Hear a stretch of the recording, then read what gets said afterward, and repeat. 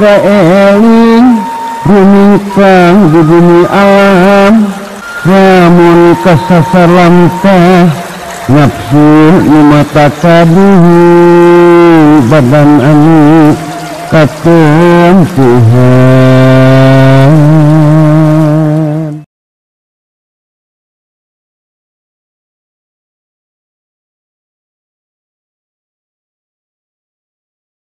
Aya tilu perkara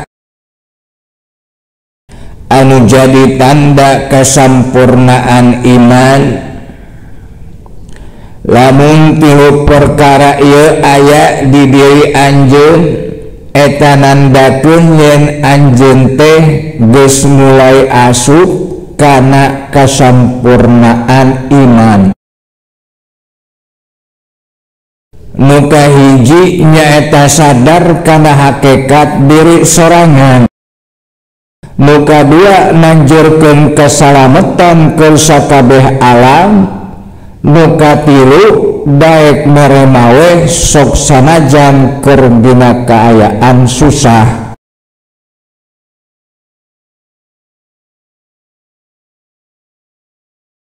Nu kahiji menyadari kana hakikat diri sorangan atawa muncul istilah disebut al-insaf binafsi. Nu kaasup kana menyadari hakikat diri sorangan di antarana nyaeta anjeun sadar yen dina diri anjeun teh aya hak anu kudu ku anjeun ditunaikeun. Contona saperti aya hak Gusti Allah, aya hak Rasulullah, aya hak indung bapa, aya hak guru, aya hak anak pamajikan, jeung aya hak jalma-jalma anu sejenna saperti dulur, tatangga, jeung sajabana.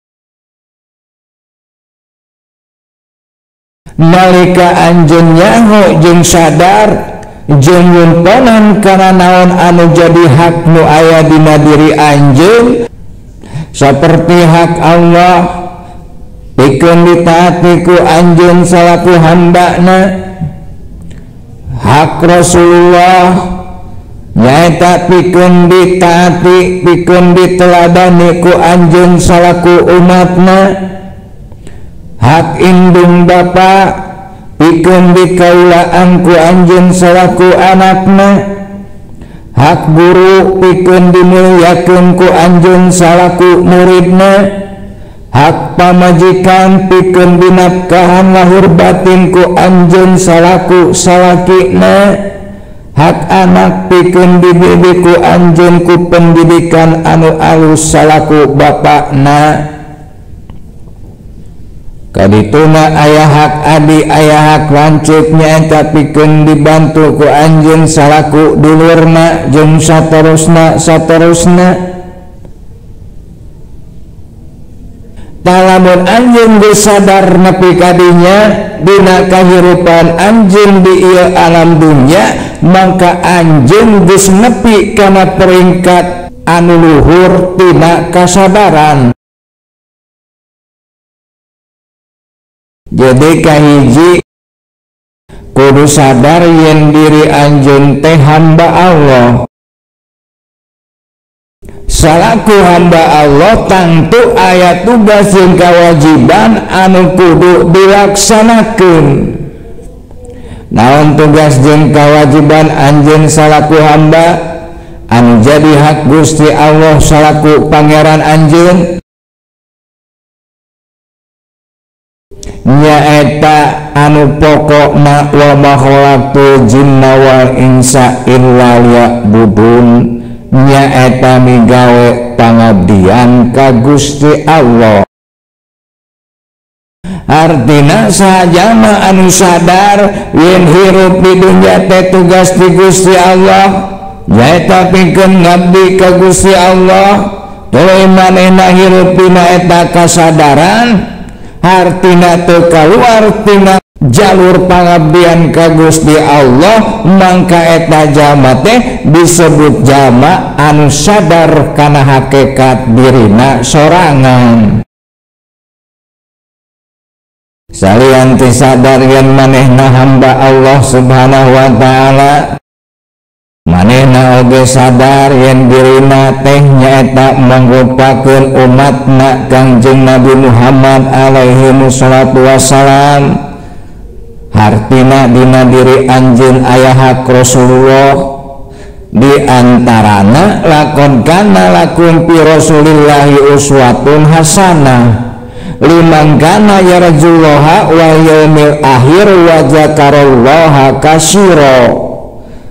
Saestuna geus aya dina diri Rasulullah contoh teladan anu alus keur anjeun, nyaeta keur jalma anu miharep rahmat karidhoan Allah Subhanahu wa taala jeung anu iman ka poe akhir jeung manehna loba zikir ka Gusti Allah. Jadi salian ti anjeun kudu sadar yen anjeun teh hamba Allah, anjeun oge kudu sadar yen anjeun teh umatna Rasulullah. Artina aya tugas jeung kewajiban dina diri anjeun salaku anu jadi umat, nyaeta anu jadi hak pikeun Kangjeng Nabi salaku Rasul anjeun. Di antarana nyaeta hak pikeun dituturkeun, pikeun diteladani, jeung ari hal anu pangutamana anu kudu dicontoh, anu kudu diteladani, diikuti ti Kangjeng Nabi Muhammad alaihi wassalatu wassalam. Lain rambutna, lain jenggotna, lain bajuna, tapi anu pertama jeung utama teh nyaeta akhlakna, tekadna, ucapna, lampahna. Sabab dawuhan anjeunna innama buistu liutamima makarimal akhlak, saestuna kaula diutus anu utamana nyaeta pikeun nyampurnakeun akhlak, nyaeta ku akhlak anu mulya. Eta anu pokok, anu utamana, anu sakabeh ulama tidak ada perbedaan pendapat, tidak ada perdebatan mengenai akhlak. Sunnah Rasul pangutama akhlakna. Sedengkeun ari atributna saperti penampilanana eta mah para ulama ge berbeda pendapat. Aya nu nyebutkeun sunnah, aya nu nyebutkeun teu sunnah. Jeung ari akhlakna Kangjeng Nabi teh kana hulukul Quran. Akhlak Kangjeng Nabi teh nyaeta Al-Qur'an. Artina mun erek meneladani akhlakna Kangjeng Nabi Muhammad alaihi wassalatu wassalam, mangka berpedomanlah kepada Al-Qur'an. Penjelasan tina Al-Qur'an aya dina Al-Hadis, jeung penjelasan tina Al-Hadis aya dina kitab para ulama. Artina kudu daek ngaji. Tuh salian dikudu sadar yen anjeun teh hamba Allah jeung anjeun teh umatna Rasulullah, anjeun oge kudu sadar yen anjeun teh anak ti indung bapa anjeun. Artina dina diri anjeun eta aya hak indung bapa anjeun, di antarana wabil walidaini ihsan. Tugas jeung kewajiban anjeun salaku anak anu jadi hak indung bapa di antarana nyaeta berbakti, migawe kahadean ka indung jeung ka bapa. Kadituna ka guru-guru, ka para ulama anu geus ngajarkeun ilmu-ilmu agama ka urang sadaya. Jika teranganana akrimu ulama fa innahum warasatul anbiya, paman akramahum faqad akramallah wa rasuluh. Mulyakeun ku aranjeun para ulama sabab saestuna ari para ulama teh pewarisna para nabi. Sing sahajama anu ngamulyakeun ka ulama ngandung harti manehna geus ngamulyakeun ka Gusti Allah jeung ka Rasulna. Itu beh dieuna deui teh ka pamajikan wa ala maudillah rizquhunna bil ma'ruf. Jeung kewajiban salaki teh nyaeta mere dahar jeung pakaian ka indung budak. Eta ceuk katerangan dina Al-Qur'an. Teu kan ituna ka dulur-dulur urang, boh dulur nu sakandung, boh dulur anu sesama Islam, sesama iman. La yu'minu ahadukum hatta yuhibbu li ahihi ma yuhibbu li nafsihi. Teu sampurna iman anjeun nepi ka anjeun mika cinta dulur anjeun saperti anjeun mika cinta ka diri anjeun sorangan. Taeta sabagian perkara-perkara anu jadi hakikat diri anjeun, anu kudu disadari jeung dilaksanakeun supaya anjeun asup, supaya anjeun manjing kana kasampurnaan iman. Jadi nu kahiji kudu sadar kana hakikat diri sorangan. Hirup di alam dunya mun bener iman ka Allah jeung ka Rasul ulah kumakarep hawa nafsu gitu. Nu kadua nyaeta nanjekeun kasalametan ka sakabeh alam. Wa ma arsalnaka ila rahmatan lil alamin. Pan kitu ceuk keteranganna. Disimbolkeun ku kalimat assalamu alaikum warahmatullahi wabarakatuh. Dawuhan Kangjeng Nabi Muhammad alaihi wassalatu wassalam, wa taqra'u salam alaman arabta wa malam ta'rif. Jeung sebarkeun ku anjeun salam tajama-jama anu wawuh jeung kajama-jama anu teu wawuh. Hartina tekad ucap lampah anjeun teh tong nyilakakeun batur, tapi sabalikna kudu nyalametkeun. Sabab al-islamu man salama muslimuna bilisanih wa yadih. Ari jamaah Islam teh nyaeta anu sok silih salametkeun jeung papada baturna kulisana jeung kuleungeunna kitu. Artina deui kudu bisa meresihkeun hate tina mikangewa, tina iri, tina dengki ka papada manusia. Sabab moal salamet diri batur tina kagorengan anjeun lamun hate anjeun teu bersih tina iri dengki, tina hawek telenges, tina permusuhan, tina kebencian jeung sajabana.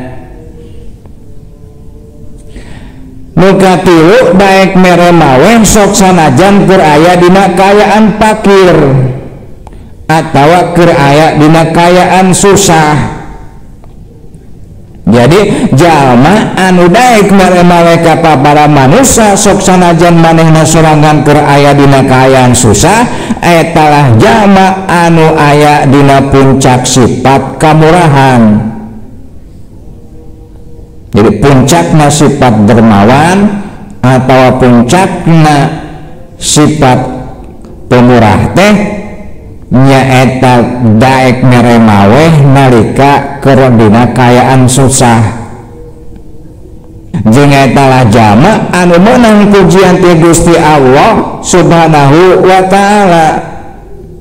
Sakumaha anu parantos difirmankeun dina Al-Qur'anul Karim, Gusti Allah Subhanahu wa taala diantarana muji ka kaum Ansor dina hal berehanana ka kaum Muhajirin, wa yusiruna ala anfusihim walau kana bihim khososoh. Jeung maranehna leuwih ngutamakeun jang kaum Muhajirin tinimbang jang diri maranehna sorangan. padahal sabenerna mah maranehna sorangan oge keur aya dina kasusah. Jadi manehna ge butuhun keneh, tapi manehna leuwih ngutamakeun baturna nyaeta kaum muhajirin. Jadi leuwih ngahulakeun jangka pentingan batur daripada jangka pentingan diri sorangan. Ngahulakeun jangka pentingan batur daripada kepentingan diri sorangan dina urusan materi.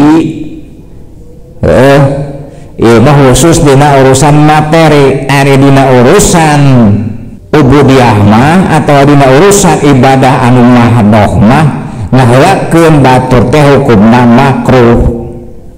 Jadi ieu mah khusus dina urusan materi. Dina urusan duniawi puncakna teh nyaeta mengutamakan kepentingan orang lain daripada kepentingan diri sendiri. Ta eta teh lamun cek istilah mah disebut isar. Jadi dina bab dermawan, dina bab sifat dermawan aya nu disebut isar, aya nu disebut saho. Darajatna leuwih luhur isar daripada saho. Jadi sarua nama sarua berehana nama sarua mere maweh nama ngan bedana ari saho mah nu dibikeunna nyaeta leuwihna tina kabutuh manehna, nyaeta leuwihna tina pangabutuhna sorangan eta nu dibikeun ka batur. Sedengkeun ari isar mah nu dibikeunna teh nyaeta nu dipikabutuhna ku dirina sorangan. Jadi sabenerna mah manehna oge butuh ngan kusabab aya batur anu butuhun manehna nihulakeun ngumponan pangabutuh batur dina urusan materi. Contoh misalnya aden boga sangu sapiring, teu aya nu menta dahar, taku aden teh dibikeun. Padahal eta teh ngan sakitu-kituna eta teh jatah aden jang dahar sore. Tapi ku sabab aya nu menta ku aden dibikeun, aden mah melaan engke sore teh teu dahar sangu misalna, ta eta disebut isar. Sedengkeun ari saho mah bogana 2 piring atawa leuwih, ta eta leuwihna nu dibikeun ka batur. Jadi manehna geus cukup, geus kacukupan aya leuwihna, ta leuwihna dibikeun ka batur, ta eta ngaranna saho. Jadi mun hayang nepi kana puncakna sifat berehan sehingga menang pujian ti Gusti Allah Subhanahu wa taala, sakali-kali mah dina kahirupan orang masing-masing teh perlu migawe nu disebut isar. Minimal satahun sakali mah kudu urang teh mengawe anu disebut isar, nyaeta ngutamakeun batur tinimbang diri orang sorangan, khususna dina urusan duniawi.